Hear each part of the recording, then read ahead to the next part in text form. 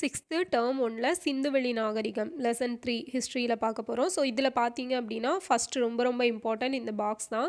So இதில என்னன்னு பார்த்தீங்கன்னா, ஃபர்ஸ்ட்டு என்ன நாகரிகம் வந்திருக்கும்? உலகின் தொன்மையான நாகரிகம்னா மெசபடோமியன் நாகரிகம்.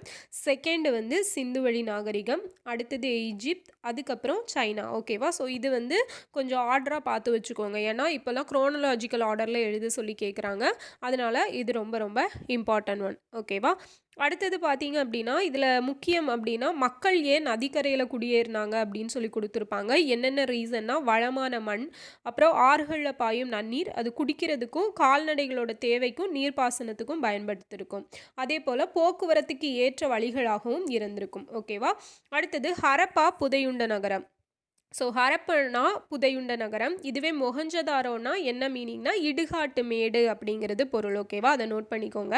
ஸோ ஹரப்பா நகரத்தோட இடிபாடுகள முதல்ல கண்டுபிடிச்சது யார் தான் அப்படின்னா, சார்லஸ் மேசன். ஓகேவா?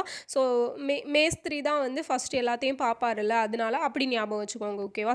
சிலருக்கு வந்து ஜான் மார்ஷலா, சார்லஸ் மேசனா அப்படிங்கிற டவுட் வரலாம். ஸோ சார்லஸ் மேசன் தான் ஃபர்ஸ்ட்டு அந்த இடிபாடுகள கண்டுபிடிச்சு தன்னோட நூல்ல எழுதியிருப்பாரு. ஸோ இவர் வந்து என்ன சொல்லியிருப்பாரு அப்படின்னா, இவரோட ஃபேமஸ் கோட், "அந்த பாழடைந்த செங்கோட்டை உயரமான சுவர்களுடன், கோபுரங்களுடன் ஒரு மலை மீது கட்டப்பட்டுள்ளது." இதுதான் வந்து ஹரப்பா இருந்ததற்கான முதல் வரலாற்று ஆதாரம் அப்படின்னு. இத சொன்னது யாரு? Charles Mason. ஸோ 1856ல என்ன நடந்திருக்கும் அப்படின்னா, லாகூர் டூ கராச்சி. ஓகேவா? எந்த பிளேஸ்லேருந்து எந்த பிளேஸ்? லாகூர்லேருந்து கராச்சிக்கு ரயில் பாதை அமைக்கும்போது, அவங்க நிலத்த தோண்டுனப்ப அந்த சுட்ட செங்கற்கள் எல்லாம் அதிகமா போட்டுட்டாங்க. ஓகேவா? ஸோ அதனால என்ன ஆச்சு அப்படின்னா, இந்த வரலாற்று நினைவுகள் எல்லாம் கொஞ்சம் அதோட முக்கியத்துவம் தெரியாம அவங்க வந்து அத அழிச்சுட்டாங்க. அடுத்தது 1920ல தொல்பொருள் ஹரப்பா, மொஹஞ்சதாரோ நகரங்கள்ல அகழாய்வு செய்றாங்க. ஸோ மொஹஞ்சதாரோ வந்து 1922ல வந்து அகழாய்வு பண்ணியிருப்பாங்க. ஓகேவா? ஃபர்ஸ்ட் வந்து ஹரப்பா தான் பண்ணப்பட்டிருக்கும். ஸோ 1924ல வந்து இந்திய தொல்பொருள் அ ஆய்வுத்துறையில சர் ஜான் மார்ஷல். ஓகேவா? ஸோ இப்ப இவர் வராரு. இவர் வந்து என்ன சொல்றாரு, ஹரப்பாக்கும், மொஹஞ்சதாரோக்கும் சில பொதுவான அம்சங்கள் இருக்குது அப்படிங்கிறத சொல்லியிருப்பாரு. அது மட்டும் இல்லாம சில வேறுபாடுகளும் இருக்குது அப்படிங்கிறத சொல்லியிருப்பாரு. ஸோ இது ப்ரீவியஸ் இயர் கொஸ்டின். ஒரே மாதிரியான வேறுபாடுகள், ஒரே மாதிரியான அம்சங்கள் இருக்குதுன்னு சொன்னது யாரு? ஜான் மார்ஷல் அவர்கள். ஓகேவா? ஸோ இந்த பாக்ஸ் பார்த்துக்கோங்க. நாகரிகம் அப்படிங்கிற வார்த்தை வந்து லத்தீன் மொழி வார்த்தையான சிவிஸ் அப்படிங்கிறதுலேருந்து வந்தது. ஸோ இதோட பொருள் என்ன? நகரம் அப்படிங்கிறது. ஓகேவா? அடுத்தது தொல்லியலாளர்கள் எவ்வாறு புதையுண்ட நகரத்தை கண்டுபிடிக்கிறார்கள் அப்படின்னு பார்த்தீங்கன்னா, இந்த அகழ்வாராய்ச்சியாளர்கள் செங்கல், கற்கள் இதெல்லாம் இருக்குதுல்ல, உடைஞ்சு போன கற்கள், இதெல்லாம் வச்சு அந்த காலம் என்ன அப்படிங்கிறத கண்டுபிடிப்பாங்க. அப்புறம் வான்வெளி புகைப்படங்கள், இலக்கிய ஆதாரங்கள், மேக்னெட்டிக் ஸ்கேனர், ஸோ இதன் மூலமாகவும் கண்டுபிடிக்கிறாங்க. அப்புறம் ரேடார் கருவி, ஸோ அதுபோல் கார்பன் 14. ஓகேவா? அது பின்னாடி வரும். ஸோ அந்த C14 அப்படிங்கிறது தான் ரொம்ப ரொம்ப இம்பார்ட்டன்ட். அது மூலமாக கண்டுபிடிப்பாங்க. அடுத்தது ஆர்க்கியாலஜிக்கல் சர்வே ஆஃப் இந்தியா, இந்திய தொல்லியல் துறை. ஸோ இது 1861ல அலெக்சாண்டர் கன்னிங்காம் அப்படிங்கிற நில அளவையாளர் உதவியோட நிறுவப்பட்டிருக்கும். இதோட தலைமையகம் எங்கே இருக்குன்னா, நியூ டெல்லியில் இருக்குது. ஓகேவா? ஸோ ஹரப்பா நாகரிகம் வந்து மொஹஞ்சதாரோவை விட பழமையானது. எதுதான் பழமையானது? ஹரப்பா நாகரிகம் தான் பழமையானது. ஸோ இதோட புவி எல்லைன்னு பார்த்தீங்கன்னா, தெற்காசியா, காலப்பகுதி வெண்கல காலம் ரொம்ப ரொம்ப முக்கியம். 3300லேருந்து 1900 கிமு. ஓகேவா? ஸோ இதோட பரப்புன்னு பார்த்தீங்கன்னா 13,00,000 சதுர கிலோமீட்டர். இங்கே 6 பெரிய நகரங்கள், 200க்கும் மேற்பட்ட கிராமங்கள் இருக்குது. ஓகே. ஸோ வெண்கல காலம், மக்கள் வந்து வெண்கலத்தாலான பொருட்களை பயன்படுத்திய காலத்தை தான் என்னன்னு சொல்கிறாங்க? வெண்கல காலம் அப்படின்னு சொல்லி சொல்கிறாங்க. ஓகேவா? ஸோ அதுக்கப்புறம் இதில் மெயினுன்னு பார்த்தீங்கன்னா, இவங்க இது ஹரப்பா அப்படிங்கிறதே நகர நாகரிகம், அதை மறந்துடவே கூடாது. ஸோ இந்த சின்ன வேர்டில் தான் வந்து ட்விஸ்ட் வச்சுருப்பாங்க. ஓகேவா? ஸ்டேட்மெண்ட் கொஸ்டின்ஸில் இது ஒரு கிராம நாகரிகம் அப்படின்னு கொடுத்துருப்பாங்க. நம்ம அப்படியே ஃபாஸ்ட்டாக வாசிக்கும் போது அதை விட்டுருவோம். ஓகே. ஸோ அது வந்து ஒரு நகர நாகரிகம் அப்படிங்கிறது ரொம்ப ரொம்ப ரொம்ப இம்பார்ட்டன்ட் வேர்டு. ஸோ இந்த ஹரப்பா நகரோட திட்டமிட்ட 2 பகுதிகள்னு பார்த்தீங்கன்னா, மேல் நகர அமைப்பு, கீழ்நகர அமைப்பு. ஸோ மேல் நகர அமைப்பில் யார் யார் இருந்தாங்க, கீழ்நகர அமைப்பில் யார் யார் இருந்தாங்கன்னு பார்த்தீங்கன்னா, இந்த மேல் நகர அமைப்பில் தான் வந்து கோட்டைகள் இருந்திருக்கும். நகர நிர்வாகிகள், இந்த அட்மினிஸ்ட்ரேஷன் ரேஞ்சில் இருப்பாங்கள்ல, ஸோ அவங்கெல்லாம் இந்த மேல் நகரத்தில் இருந்தாங்க. அப்புறம் பெருங்குளம், தானிய களஞ்சியம் இதுவுமே மேல் நகரத்தில் தான் இருந்து. ஸோ கீழ்நகர அமைப்பு அப்படின்னு பார்த்தீங்கன்னா, அந்த நகரத்தோட கிழக்கு பகுதி தான் தாழ்ந்த பரப்பாக இருந்தது. இங்கே பொதுமக்கள் எல்லாம் வசிச்சிருப்பாங்க. ஓகேவா? ஸோ இது வந்து கொஞ்சம் டிஃப்ரென்ஷியேட் பண்ணி பார்த்துக்கோங்க. அடுத்தது மெஹர்கர். ஸோ சிந்துவெளி நாகரிகத்தோட முன்னோடி எதுன்னா அந்த மெஹர்கர் தான். இது புதிய கற்கால மக்கள் வாழ்ந்த இடம். எங்கே இருக்குது? பாகிஸ்தான் நாட்டில் இருக்கிற பலுச்சிஸ்தான் மாநிலத்தின் போலன் ஆற்று பள்ளத்தாக்கில் அமைஞ்சிருக்கு. ஓகேவா?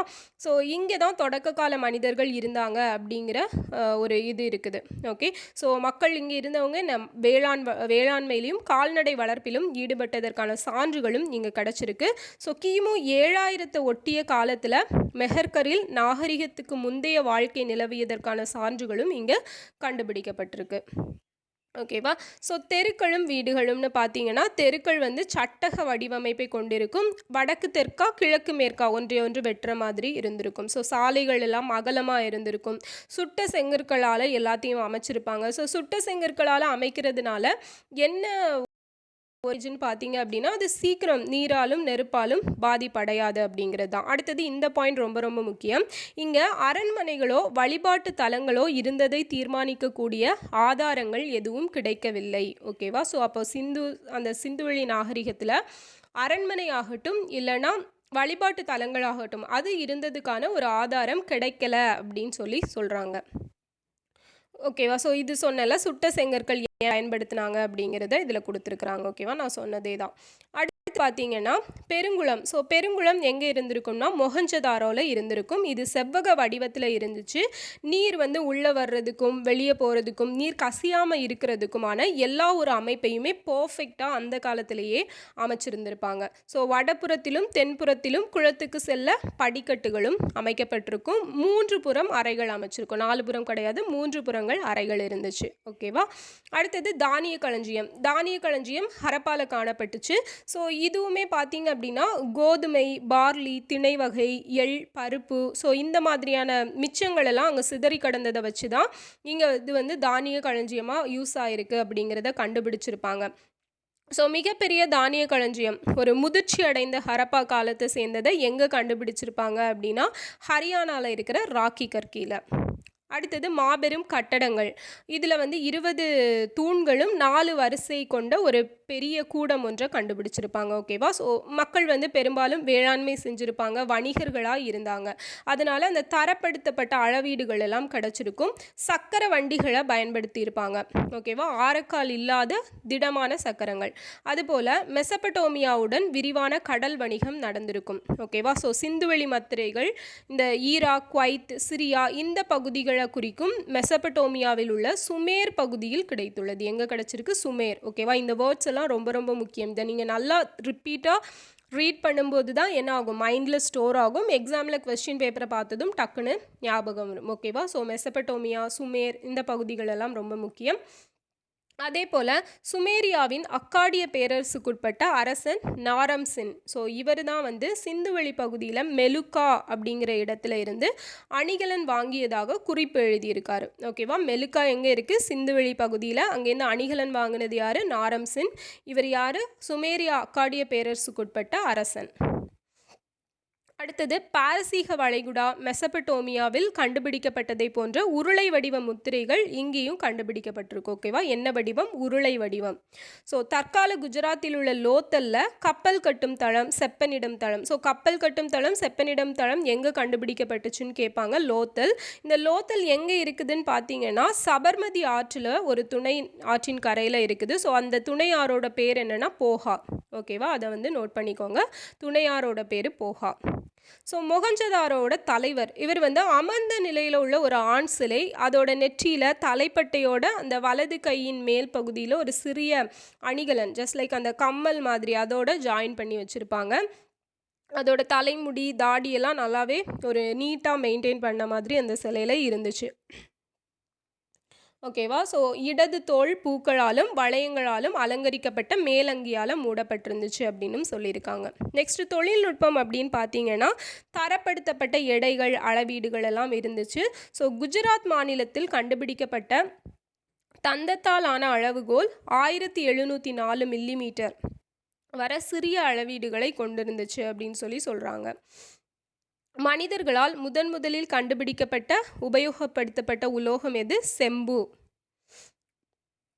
அடுத்தது நடன மாது சிலை. இது மொஹஞ்சதாரோல கண்டுபிடிச்சிருப்பாங்க. இது வெண்கலத்தால செய்யப்பட்டது. ஓகேவா? ஸோ இத வந்து சர் ஜான் மார்ஷல் தான் ஃபர்ஸ்ட் இத பார்த்து, இது வந்து வரலாற்றுக்கு முந்தைய காலத்தில உருவாக்கப்பட்டது அப்படிங்கிறது என்னால நம்ப முடியாம இருந்துச்சு. அப்படின்னு சொல்லியிருப்பாரு. அந்த அளவுக்கு ஒரு பெர்ஃபெக்ட்டா அத வந்து மேக் பண்ணியிருந்தாங்க.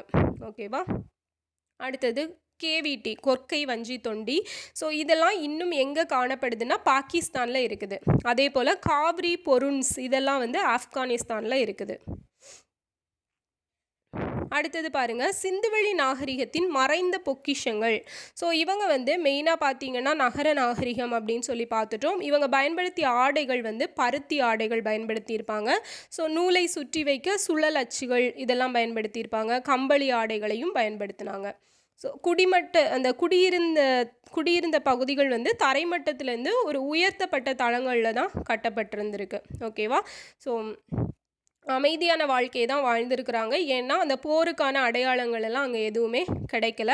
அதே போல் விலை மதிப்பெற்ற நகை, மேம்பட்ட நகர வாழ்க்கை இதெல்லாம் வந்து அவங்க வாழ்ந்திருக்காங்க. ஓகேவா?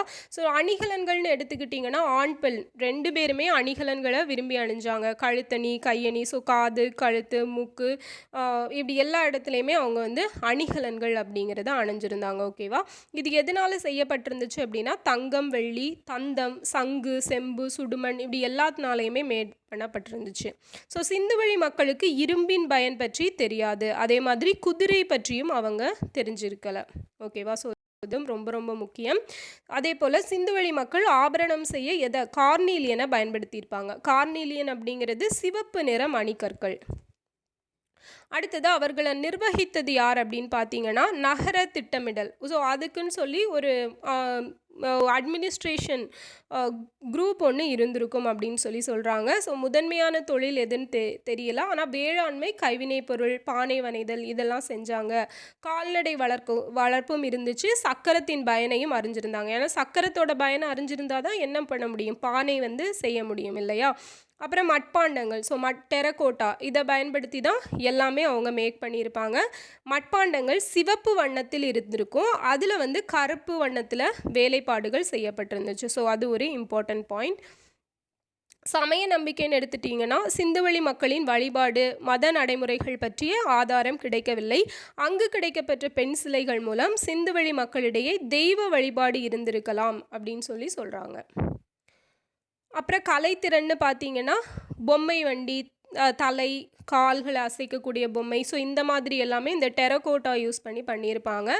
ஹரப்பா நாகரிகம் எப்படி அழிஞ்சிச்சுன்னா சில ரீசன்ஸ் கொடுத்துருப்பாங்க. சுற்றுச்சூழல் மாற்றம், படையெடுப்பு, இயற்கை சீற்றம், ஸோ இந்த மாதிரி ரீசன்ஸால் அது அழிஞ்சிருக்கலாம் அப்படின்னு. முதல் எழுத்து வடிவம் யாரால் உருவாக்கப்பட்டது? சுமேரியர்களால் உருவாக்கப்பட்டது. ஸோ சிந்துவெளி நாகரிகம் பொதுவான உண்மைகள் பார்த்திங்கன்னா உலகின் மிக பழமையான நகரங்களில் இது ஒன்று. பழமையான 4 நாகரிகங்களில் பெரிய பரப்பளவு கொண்டது எதுதான்? இந்த சிந்து சமவெளி நாகரிகம். உலகின் முதல் திட்டமிடப்பட்ட நகரங்கள், மேம்பட்ட சுகாதாரம், வடிகால் அமைப்பு, சுத்தம் மற்றும் சுகாதாரம் பற்றிய உணர்வு எல்லாமே நிறைய இருந்திருக்கும். மொஹஞ்சதாரோவில் தொல்பொருள் ஆராய்ச்சி நடைபெறும் இடம் உலக பாரம்பரிய தளமாக யுனெஸ்கோ அமைப்பால் தேர்ந்தெடுக்கப்பட்டிருக்குன்னு சொல்லியிருக்காங்க. ஸோ கதிரியக்க கார்பன் வயது கணிப்பு முறை C14 இதை பயன்படுத்தி தான் வந்து அந்த ஒரு பொருள் கிடச்சிச்சு அப்படின்னா அதோட ஏஜ் என்ன அப்படிங்கிறத கண்டுபிடிப்பாங்க. ஓகேவா?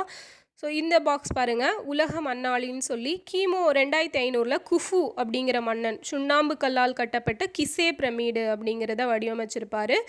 மெசபடோமியாவில் சுமேரியர் காலம். இதில் வந்து ஊர் நம்மு அப்படிங்கிற அரசன் வந்து கடவுளுக்கு கட்டப்பட்ட ஊரோட பேர் என்ன? ஜிகரட். ஓகேவா? ஊர் நம்மு சின் ஜிகரட்.